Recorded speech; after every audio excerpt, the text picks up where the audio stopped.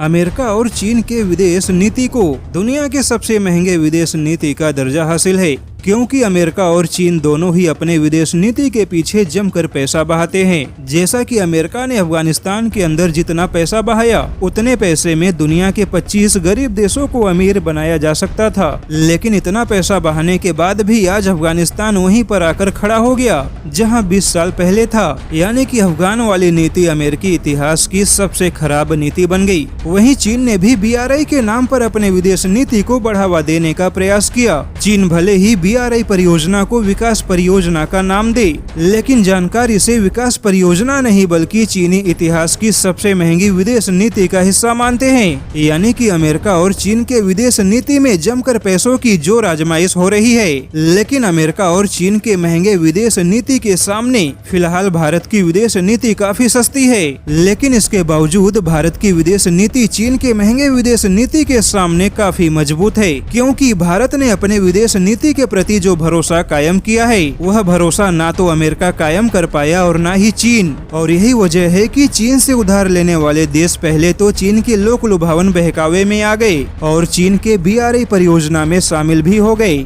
लेकिन जो भी छोटे और कमजोर देश चीन के बहकावे में आकर चीन के BRI का हिस्सा बने थे, अब उन सभी देशों के सामने आर्थिक समस्या खड़ी हो गई है, जिस वजह से अब वही देश चीन से पीछा छुड़ा रहे हैं। और जो भी देश चीन से पीछा छुड़ाना चाहते हैं, भारत उन्हें न केवल अपना भरोसेमंद सहारा दे रहा है बल्कि आर्थिक सहायता भी दे रहा है। और जिस पैसों के दम पर चीन अपने BRI का जाल बिछाकर दुनिया में अपनी धाक जमाना चाहता है, आज चीन की वही BRI वाली नीति फेल होती दिखाई दे रही है। ऐसे में देखा जाए तो भारत की विदेश नीति भले ही चीन और अमेरिका जितनी महंगी ना हो, लेकिन आज भारत वैश्विक मंच पर चीन के मुकाबले कहीं मजबूत स्थिति में खड़ा है, क्योंकि चीन के पैसा बहाने के बावजूद आज दुनिया को चीन के प्रति बिल्कुल भी भरोसा नहीं है।